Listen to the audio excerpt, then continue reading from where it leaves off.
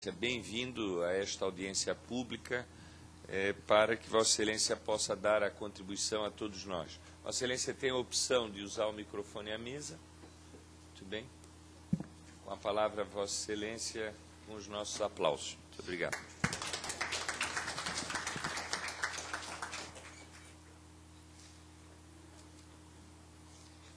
Queria dar bom dia a todos da mesa e a todos presentes, cumprimentar a mesa na pessoa do presidente, o deputado Décio Lima. Quero manifestar a minha alegria de estar aqui na Casa do Povo e de estar presente com as duas maiores autoridades do bullying no Brasil, que são a Cléo Fante e a Maria Tereza Maldonado. Eu quero que vocês saibam que eu admiro vocês muito, o trabalho de vocês é fantástico e me espelho em vocês duas também. E eu já tive a oportunidade de estar aqui na Câmara durante a implantação da Frente Parlamentar de Combate ao Bullying. E agora retorno com essa audiência pública que me encanta pela importância de ser um momento histórico para todos que militam na causa no Brasil. Eu posso dizer para os senhores que eu espero e eu tenho certeza que hoje é um momento de virada no combate ao bullying no Brasil.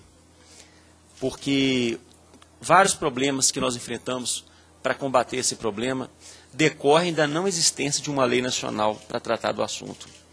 E hoje, com o advento da proximidade de uma aprovação de uma lei nacional, eu creio que nós vamos ter ventos novos para nos ajudar a combater o problema. Eu fiz algumas anotações rápidas. Deputado Juarez, o senhor usou algumas palavras fortes: nacional, execução e desafio. Gostei das três. Primeiro, nós precisamos enfrentar o bullying de forma nacional. Hoje nós temos abnegados, isolados, alguns municipalistas, outros estadualistas, alguns federalistas também, mas nacionalmente não há um combate ao bullying. E o que se vê na prática é que existem atos isolados. Eu conheço o trabalho do senhor, já tive o prazer de fazer uma palestra sobre bullying em Joinville e pude conhecer o trabalho da promotora de Santa Catarina. Faço questão de divulgar no Facebook os materiais produzidos por ela. E me encanta o trabalho que a Assembleia Legislativa está fazendo em Santa Catarina. Eu gostaria muito de me espelhar daqui para frente com essas iniciativas. E vejo que não é, e vejo uma preocupação do senhor, pessoalmente, e aí vem a segunda palavra, execução. Porque são muitas ações isoladas de combate ao bullying no Brasil, mas que a execução é feita de forma precária. Eu estava ontem assistindo uma palestra, pela quarta ou quinta vez, daquele Carlos Brito, que é do grupo da Ambev, e ele falava o seguinte: criatividade é inovação, mas a execução do projeto tem que ser coisa militar. A execução é importante que seja feita dentro do projeto. E o que a gente vê é que há iniciativas isoladas, há projetos, mas na hora da execução eles não conseguem alcançar, eles não se prolongam no tempo. Eles não se prolongam no tempo. E, eventualmente, o que acontece? Esses atores, esses agentes públicos, em muitos casos, que se dedicam a essas causas, eles são rapidamente notados pela administração pública e são requisitados para outras áreas. E as ações acabam morrendo no meio do caminho. Isso tem acontecido muito no Ministério Público. A pessoa começa a desenvolver um trabalho bom no bullying e tal, de repente, eu preciso dessa pessoa trabalhar comigo. Vai trabalhar comigo como secretário na administração, e ele vai, e acaba se perdendo aquela execução. E o desafio, deputado Juarez, que é o que está mais presente, creio eu, no nosso trabalho. A Cléo bem lembrou, foi 2003, né, Cléo, que foi o seu primeiro livro, não foi?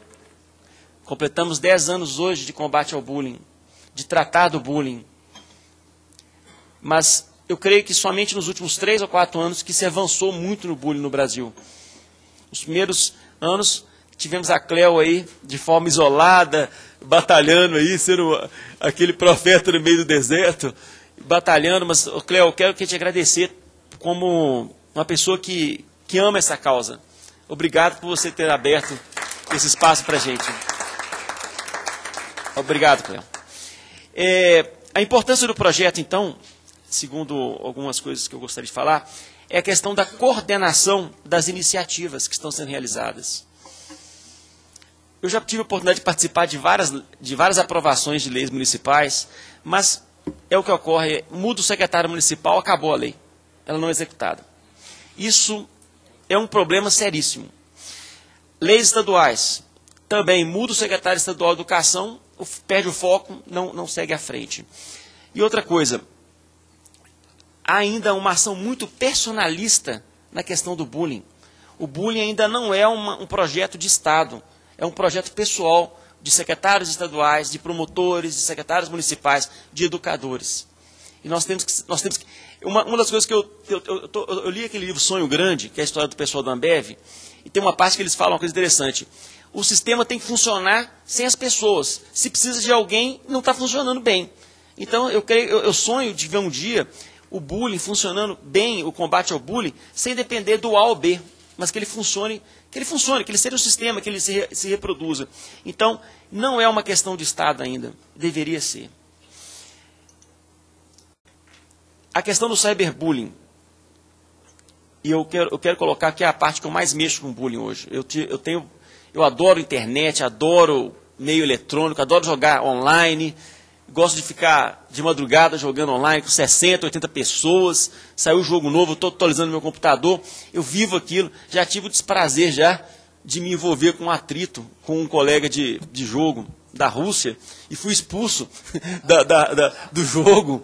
E por incrível que pareça, gente, eu tive que me submeter, fui expulso, é um jogo que chama Crysis, é um jogo muito famoso para o pessoal que joga online. Eu tive o desprazer de ser expulso, porque eu estava praticando, para mim não era uma provocação, tipo aquela provocação do jogador quando marca um gol, né? Que ele vai lá e fala assim para o torcida, eu estava fazendo muito aquilo e o moderador me baniu do jogo. E eu fiquei revoltado com aquilo, eu falei, poxa, isso aqui não é possível, eu sou promotor, fui banido do jogo. E aí eu fui procurar no fórum, falei, não, deve ter algum lugar para reclamar, não é possível, deve ter uma ouvidoria, deve ter alguma coisa, porque é um jogo muito importante. E aí procurando os tópicos lá, vi lá, apelação das expulsões. E aí eu tive que me submeter àquilo, eu tive que explicar porque que tinha acontecido, eu fui mal entendido, entendeu? Empolguei na hora do jogo. E aí os jogadores lá, votaram nominalmente, voto pela volta, não, voto. E eu fui absorvido por maioria dos votos. Graças a Deus voltei a jogar. Mas olha, esse exemplo, gente, quem é para vocês verem. Era delegado? Hã? Mas esse é um exemplo para vocês verem como que a internet, ela inclusive ela não está hoje sendo esse território sem lei. Existe uma autorregulação na internet. E os jovens vivem isso. Eles vivem isso. A questão da reputação, bem lembrado pelas palestrantes que nos antecederam, é um ponto fulcral, um ponto nuclear na vida do jovem que está na escola. E o cyberbullying, muito mais que o bullying tradicional, ele afeta centenas de pessoas ao mesmo tempo. Eu não sei se vocês têm noção dessa diferença, mas na década de 80... eu estava num colégio católico, tinha um colégio presbiteriano a 2 quarteirões e um colégio católico de freiras no outro, meu colégio era de padres. Eu não sabia o que acontecia nos outros colégios, não tinha ideia. Hoje não existe mais isso, hoje nós vivemos numa sociedade em rede.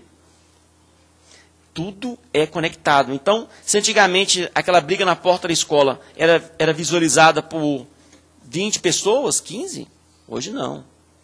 Hoje 2.000 pessoas ficam sabendo daquilo quando não há aquela prática do happy slapping, né? Que eles filmam a agressão e botam no YouTube logo depois. Rapidamente 1.000 pessoas assistiram aquela agressão. Então, a questão do cyberbullying, ela está, e tenho defendido muito, eu tive recentemente aqui em Brasília, no evento do Ministério Público e o Ministério da Educação, para discutir o bullying, a questão os problemas de educação e o bullying. Foi me dado a chance de falar sobre o cyberbullying. E eu coloquei o seguinte, nós vivemos hoje uma segunda fase do cyberbullying. O cyberbullying era antes das redes sociais. Depois das redes sociais, ele passou a ser muito mais agressivo e muito mais poderoso no sentido de machucar as vítimas. Porque na primeira fase da internet, você podia agredir uma pessoa talvez pela sala de bate-papo, ou fazer um post naquelas páginas que pouco movimentavam. Hoje não.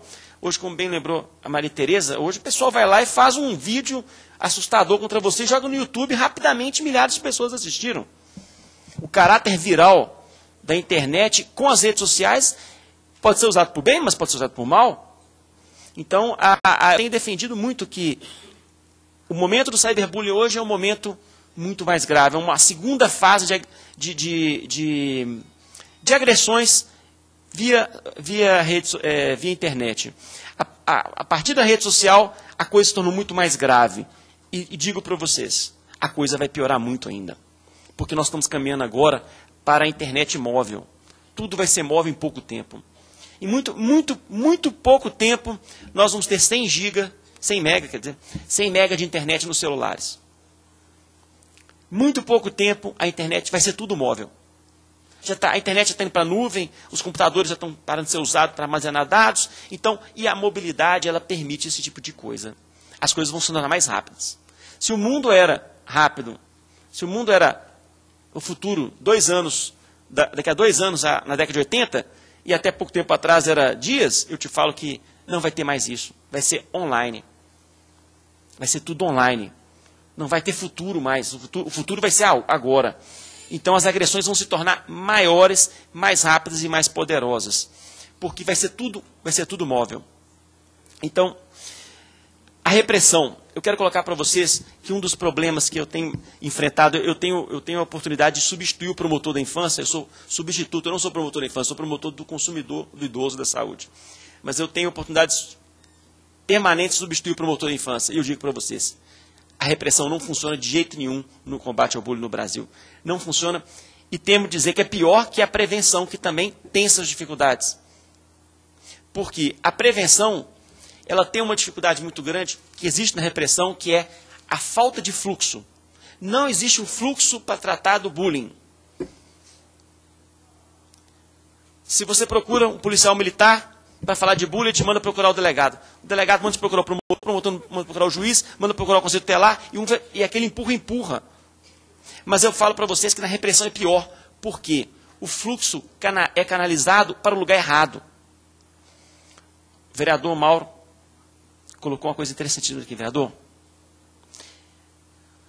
O fluxo está indo para onde, gente? Para as varas cíveis, para as ações de indenização.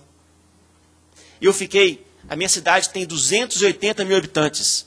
Eu fiquei 30 dias substituindo a promotoria da infância, de meio-dia a 8 horas da noite. Não apareceu uma pessoa lá para falar de bullying comigo. Em 30 dias, uma cidade com 280 mil habitantes. Não é possível que a promotoria da infância, que deveria ser uma das portas de entrada das reclamações de bullying, não receba ninguém com 280 mil habitantes. Mas as pessoas são encaminhadas para a delegacia e, principalmente, o que me atormenta, elas são enviadas para as varas cíveis. O conflito, tal qual o direito penal, que substitui a vítima e o autor, passa o Estado e o autor, aí já passa uma briga de pais. Aí os pais na vara civil querem receber danos morais. Eles não querem resolver o problema do filho. E aí, gente, o advogado quer ganhar a causa. Ele acaba, de uma certa forma, fomentando também que a coisa vá para frente. Ele quer a sentença, ele quer que o tribunal aumente a indenização. Então acaba que vai... gente, é o último lugar do mundo que deveria ser tratado o bullying, é na vara civil. Não estão preparados para lidar com isso. Porque lá a discussão é basicamente dano moral, é valor do dano moral. Quanto mais alto, melhor. O judiciário não está aceitando esse tipo de coisa. A gente, pesquisando o site dos tribunais, você pode ver que ele está bem assim, contra esse tipo de resolução. O juiz está fixando dano moral em 3 mil, 5 mil, 9 mil. Eu vi agora uma de 30 mil do Rio de Janeiro. Não sei se foi confirmada. Mas o judiciário, na área civil, ele não está permitindo que se crie uma indústria de dano moral no tocante ao bullying. Mas eu falo uma coisa com vocês, os valores são pequenos, por quê? O assédio moral, que é também conhecido lá nos Estados Unidos como bullying no ambiente de trabalho, no Brasil, é a coisa mais normal do mundo, indenizações de 200 mil, 300 mil reais. Se você procurar o site TST, você vai achar vítimas de bullying no trabalho ou assédio moral, para alguns, recebendo indenizações de 200 mil. Isso não vai pegar na área cívica, os juízes estão contra isso, eles não querem que chegue a esse ponto. Mas aí eu te falo, o juiz civil não resolve, o promotor também não resolve, porque não chega para ele, a polícia vai resolver, não tem condição de resolver, a polícia não está dando conta da atribuição dela, não pode... E aí eu falo com os senhores, e me chama a atenção, uma recomendação que o STJ fez, há poucos meses atrás, e que está passando em branco. Era um caso que envolvia o Judiciário e o Ministério Público, estava se discutindo quem tinha que fazer uma perícia psicológica. E aí o Ministério Público, não lembro de qual estado, levou o caso para o STJ falando que a equipe multidisciplinar da Vara da Infância tinha que fazer aquilo. E os ministros da STJ falaram, peraí, Ministério Público, Promotoria da Infância, não tem psicólogo e assistente social 20 anos depois da Constituição de 88? Que é isso? Aí eles colocaram, recomendamos ao Ministério Público que providencie psicólogos e assistentes sociais para as promotorias da infância. Isso já tem 6 meses e até agora ninguém falou nada. Todo mundo está caladinho. Agora falo com vocês. Será que um assistente social e o psicólogo na promotoria da infância não ia agregar muito para ajudar a questão do bullying? Ia agregar muito, gente. Muito mesmo. Aliás, e aí outro ponto que eu quero colocar para vocês. O direito não tem condição de resolver sozinho a questão do bullying. E o direito tem o costume péssimo de se avorar, muitas vezes como dono da razão, não aceitar o diálogo interdisciplinar com as outras áreas e acaba prejudicando. A gente pode ver a questão da Lei Maria da Penha, gente. Enquanto o direito colocou-se como o único dono da razão e mandava tudo para a Lei 90/99, era o caos. Agora, com o advento da Lei Maria da Penha, vão se criando juizados multidisciplinares de violência doméstica, a coisa vai avançando. Eu quero colocar para vocês também, então, que essa capacitação e estrutura nas varas da infância, ela é muito superior à das varas cíveis. Então, o local para se discutir isso seria na vara da infância, não na vara civil. A infância, até porque o direito da infância, ele se aproxima, vereador Mauro, muito do modelo da justiça restaurativa. Na infância e juventude, se procura proteger o adolescente e a criança e tentar resolver o conflito. Lá não tem discussão de dano moral, lá não tem discussão de querer mandar para as grades, não tem isso. O modelo da vara da infância e juventude ele é muito lindo. Ele se preocupa muito com a questão da restauração do conflito, de resolver o conflito. E olha, outra coisa que eu constatei, a infância é muito mais rápida que a vara civil e a vara criminal para resolver as coisas. Muito mais. Muito mais. Eu quero colocar também um ponto aqui que eu acho importante, do achismo que se tem sobre as questões de bullying. São poucas as escolas que trabalham com questionários. Eu sou criminólogo, minha origem é da criminologia, eu gosto de estudar a violência, tanto que eu cheguei no bullying pela minha proximidade de entender grupos. Acabei fazendo psicologia no meio do caminho. Me interessa muito a questão dos grupos. E eu vejo pessoas falando que acham isso, acham aquilo no bullying, mas, peraí, você já aplicou algum questionário social na sua escola para os 1.500 alunos? Não, nunca apliquei. Então como você sabe que o bullying ocorre mais no pátio? Eu acho. Eu conversei com uns 2 ou 3 alunos aqui, dos 1.500, conversei com a moça que trabalha na portaria, o porteiro, e aí cheguei a essa conclusão. Isso é achismo, gente. Isso é péssimo. Isso é péssimo. Isso só contribui contra a causa nossa. Nós não tínhamos nenhum livro de bullying, né? Antigamente tinha pouco. Tinha o da Cleo, da Maria Tereza também. Eu tenho 2 livros. Até pouco tempo atrás tinham 15 livros. Hoje tem 60. O que tem de livro com coisa errada, gente? Mas não é pouco, não, é muito. Gente que nunca viu, nunca entrou na escola, como é que vai saber o que é bullying? Então, a gente tem que tomar cuidado. O vereador Mauro, o senhor falou uma coisa interessante, aquela pesquisa. Eu estou até procurando. Eu já vi essa pesquisa lá dos Estados Unidos que fala que 40% dos adolescentes que se envolvem com bullying na escola, eles acabam, até os 24 anos, sendo condenados ou não. Depois que eu vi essa pesquisa, eu procurei, parece que ele é um xerife, que eu acho da polícia dos Estados Unidos, que fez isso. Eu estou tentando achar como é que fala os dados, para ver como é que foi a metodologia, o que foi. Mas eu falo coisas com o senhor. Essa pesquisa tem tudo para ser verdade. E aí, me lembrando mais... Se a violência é aprendida, o respeito também o é. Porque, olha, o adolescente, muitas vezes, ele está numa casa onde o marido grita com a mulher, onde as pessoas falam que o mundo é dos espertos, onde passar a perna no outro é um bom exemplo, e ele chega na escola e vai reproduzir isso. E se isso não for mudado na escola, quando ele chegar na vida adulta, ele só vai estar continuando o movimento.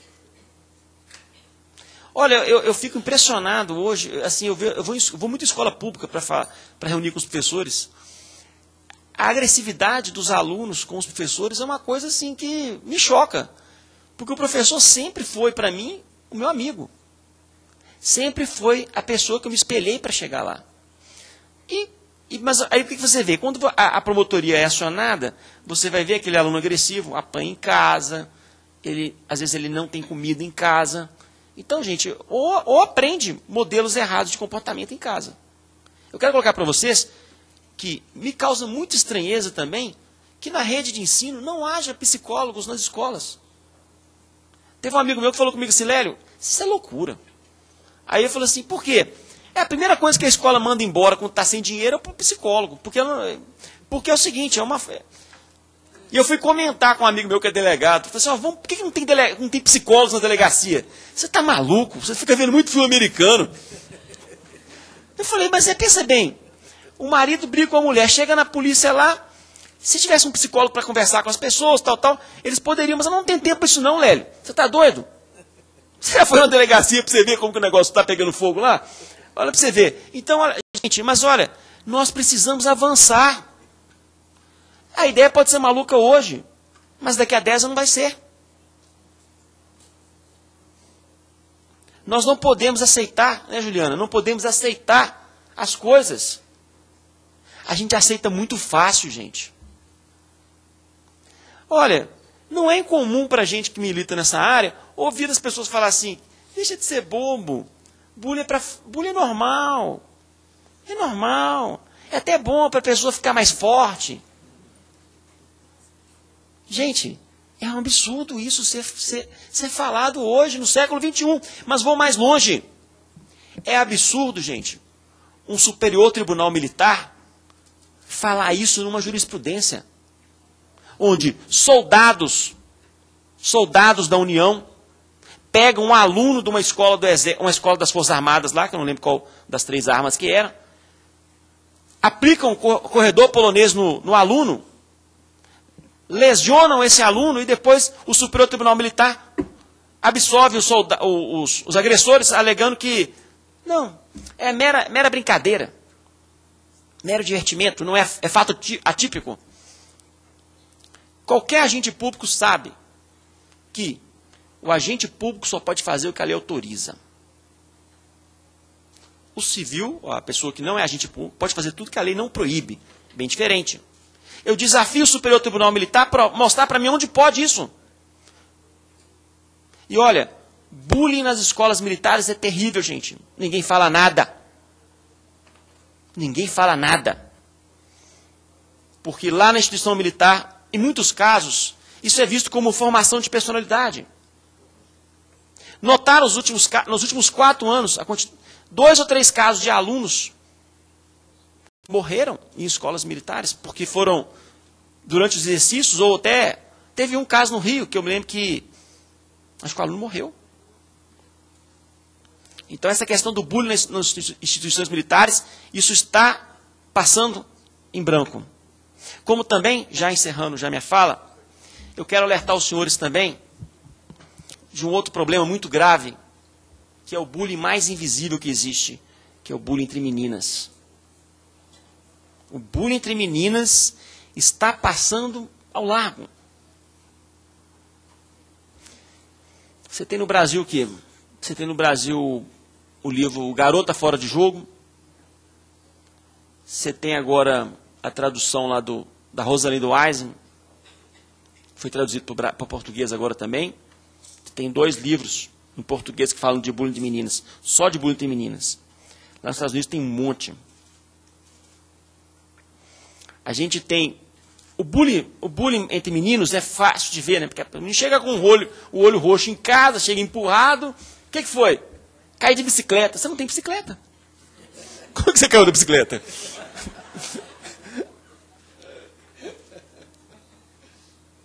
Não tem jeito. É fácil, é mais fácil detectar. Agora, como que a gente detecta um bullying entre meninas? É sutil.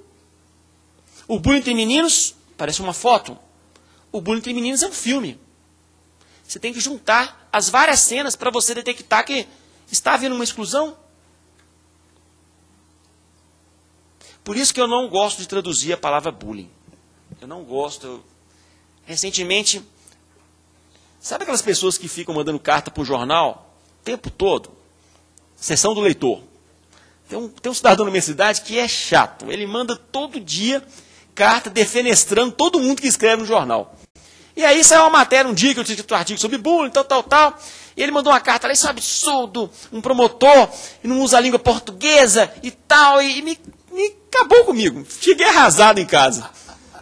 Não falou nada no meu artigo, mas falou que eu não estava usando, que eu estava cometendo um atentado contra a língua pátria. Eu cheguei lá, eu pensei assim, mas pensa bem, deputado, é interessante essa discussão. Mas eu até pensei, poxa, vamos traduzir o bullying para o valentão, para alguma coisa parecida. Mas, por outro lado, eu pensei assim, se eu faço isso, eu excluo a questão das meninas. Porque o bullying de meninas não tem nada a ver com a questão do valentão, o perfil é outro. No bullying de meninas nós temos a abelha rainha, que é aquela menina que dá as cartas ali, ó. Ó, festinha na casa da fulana, vai, fulano, ó, não vai. Trabalho de escola, fulano, grupo tal, fulano, grupo tal, fulano, ó, grupo nenhum. Gente, é a abelha rainha. Então, essa questão de traduzir eu não gosto, porque ela reduz. A tradução reduz um problema. Gente, nós vivemos num mundo pós-moderno. As situações agora são mais complexas do que eram há 30 anos atrás. De repente, 30 anos atrás, você podia traduzir. Agora não dá, não. Então você corre o risco disso. Porque o bullying entre meninas, gente, está aí. Ele é um campo invisível, é um campo de sofrimento. E essas moças precisam da nossa ajuda. E nós não estamos capazes de ajudá-las.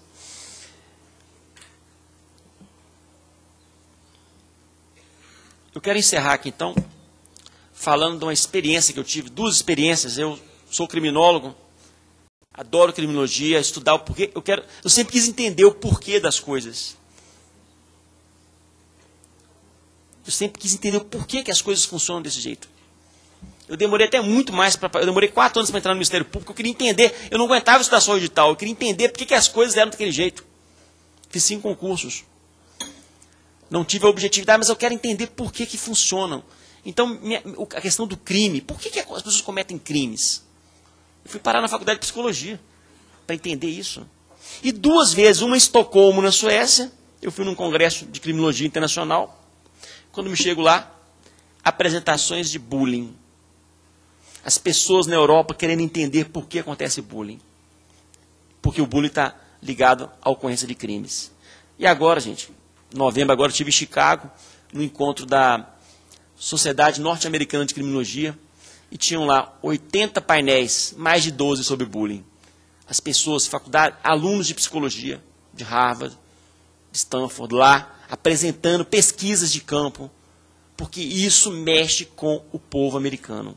Mexe com as pessoas, a questão do bullying. Então, gente, eu encerro minha fala, agradeço a todos vocês aqui, quero agradecer o convite da Câmara, fiquei muito emocionado quando o deputado recebi, e me colocar à disposição para estar aprendendo com os senhores mais uma vez aqui. Obrigado. Essa casa é que agradece, deputado doutor Lélio Braga Calhau, nosso querido promotor de justiça. Muito obrigado pelas suas falas, pelas suas considerações, pelo conteúdo que trouxe, pela experiência vivida à frente do Ministério Público. Eu acho que, inclusive, Vossa Excelência traz uma contribuição no conjunto do projeto que nós estamos debatendo acerca